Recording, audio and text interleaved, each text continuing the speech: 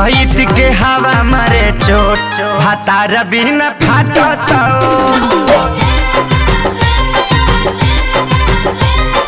चैत के हवा मारे चोट भातार बिना फाटत।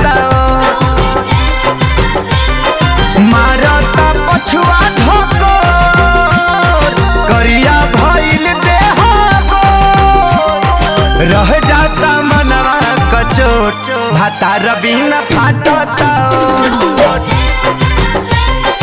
चैत के हवा मारे चोट भातार बिना फाटत।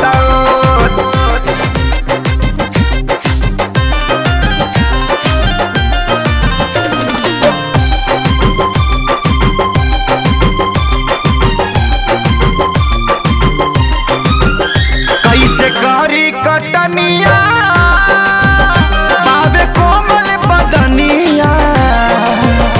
अभी कनिया बनी नया नया हो ए हो।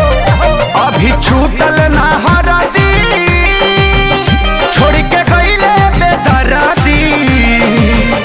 उनके आइल ना तनिको भी दया हो। कैसे गेहूं काटी साड़ी खोट भातार बिना फाटत।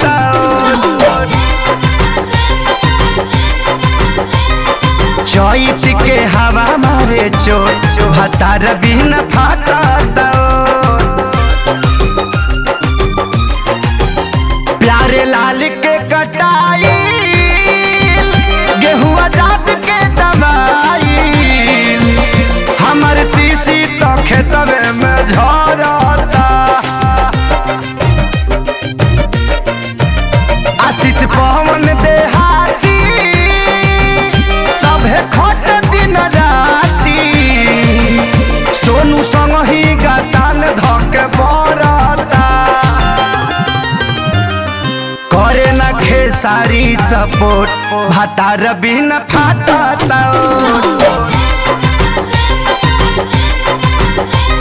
धनंजय के लौके खाली नोट भातार बिना फाटत। मारता पछुआ झकोर करिया भइल देह गोर। रह जाता मनवा कचोट भातार बिना फाटत। चैत के हवा मारे चोट भातार बिना फाटत।